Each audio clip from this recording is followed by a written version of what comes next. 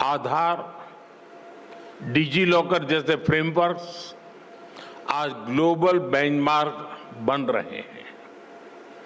His majesty और मैंने इन frameworks को जॉर्डन के सिस्टम से जोड़ने पर चर्चा की है।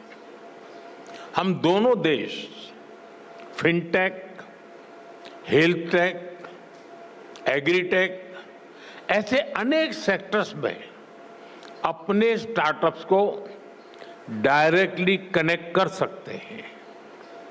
एक शेयर्ड इकोसिस्टम बना सकते हैं जो हम आइडियाज को कैपिटल से और इनोवेशन को स्केल से कनेक्ट कर सकते हैं।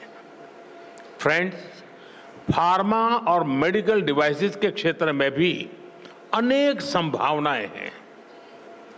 आज हेल्थ केयर सिर्फ एक सेक्टर नहीं है, बल्कि एक स्ट्रेटेजिक प्रायोरिटी है।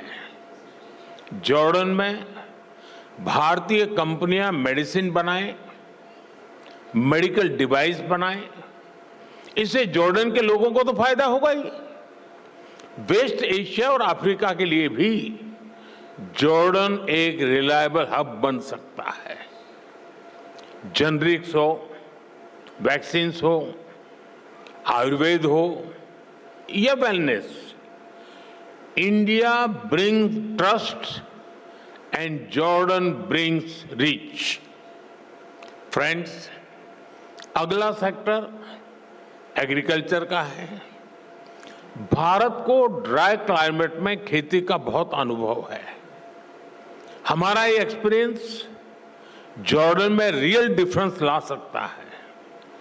हम प्रिसीजन फार्मिंग और माइक्रो इरिगेशन जैसे सॉल्यूशन पर काम कर सकते हैं। कोल्ड चेन्स, फूड पार्क्स और स्टोरेज फैसिलिटीज बनाने में भी हम मिलकर काम कर सकते हैं। जैसे फर्टिलाइजर्स में हम जॉइंट वेंचर कर रहे हैं, वैसे ही अन्य क्षेत्रों में भी हम आगे बढ़ सकते हैं। फ्रेंड्स, इंफ्रास्ट्रक्चर और कंस्ट्रक्शन तेज ग्रोथ के लिए बहुत जरूरी है। इन क्षेत्रों में हमारा कोलैबोरेशन हमें स्पीड और स्केल दोनों देगा। हिज मैजेस्टी ने जॉर्डन में रेलवे और नेक्स्ट जनरेशन इंफ्रास्ट्रक्चर बनाने का विजन साझा किया है। मैं उनको विश्वास दिलाना चाहता हूं कि हमारी कंपनियां उनके विजन को साकार करने के लिए सक्षम भी हैं और उत्सुक भी हैं। कल हमारी मुलाकात में हिज मैजेस्टी ने सीरिया में इंफ्रास्ट्रक्चर रिकंस्ट्रक्शन की जरूरतों के बारे में भी बताया। भारत और जॉर्डन की कंपनीज इन जरूरतों को पूरा करने पर मिलकर काम कर सकती है। फ्रेंड, आज की दुनिया ग्रीन ग्रोथ के बिना आगे नहीं बढ़ सकती। क्लीन एनर्जी अब केवल विकल्प नहीं है, बल्कि एक नीड बन चुकी है। Solar, wind, green hydrogen, energy storage, इसमें भारत बहुत बड़ी इन्वेस्टर के रूप में काम कर रहा है। जॉर्डन के पास भी बहुत बड़ा पोटेंशियल है जिसे हम अनलॉक कर सकते हैं। ऐसे ही ऑटोमोबाइल और मोबिलिटी का सेक्टर है। भारत आज अफोर्डेबल ईवीज, टू व्हीलर्स और सीएनजी मोबिलिटी सॉल्यूशंस में दुनिया के टॉप देशों में से एक है। इस क्षेत्र में भी हमें ज्यादा से ज्यादा काम मिलकर करना चाहिए। फ्रेंड, भारत और जॉर्डन दोनों देश अपने कल्चर, अपनी हेरिटेज पर बहुत गर्व करते हैं।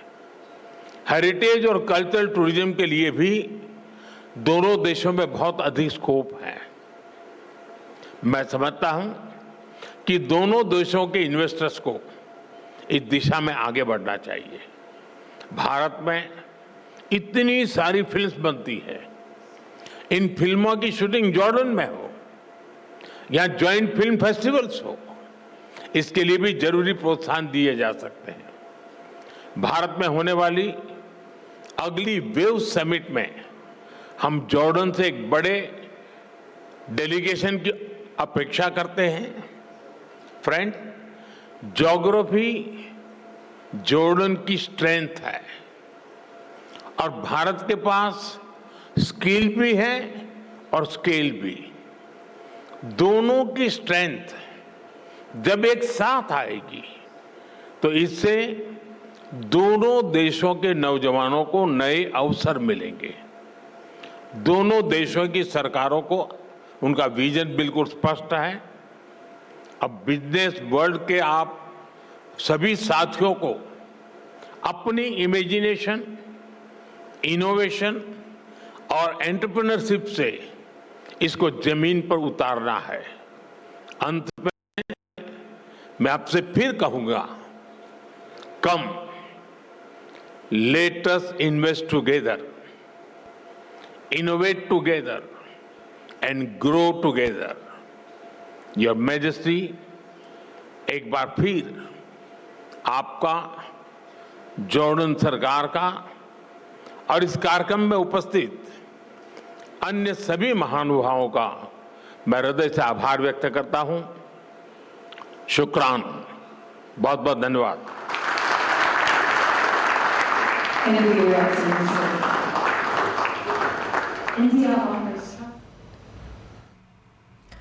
तो जॉर्डन से प्रधानमंत्री नरेंद्र मोदी को आप सुन रहे थे। बता दें, भारत और जॉर्डन के बीच में 5 समझौते हुए हैं और उसी कल्चरल एक्सचेंज को लेकर प्रधानमंत्री नरेंद्र मोदी अपने संबोधन में जिक्र करते हुए नजर आए। ये तस्वीर आपको जॉर्डन के अम्मान से दिखा रहे हैं, जहां पर पीएम मोदी ने संबोधन किया। आधार, डिजी लॉकर जैसे फ्रेमवर्क्स आज ग्लोबल बेंचमार्क बन रहे हैं। हिज मैजेस्टी और मैंने इन फ्रेमवर्क्स को जॉर्डन के सिस्टम से जोड़ने पर चर्चा की है। हम दोनों देश फिनटेक, हेल्थ टेक, एग्रीटेक ऐसे अनेक सेक्टर्स में अपने स्टार्टअप्स को डायरेक्टली कनेक्ट कर सकते हैं।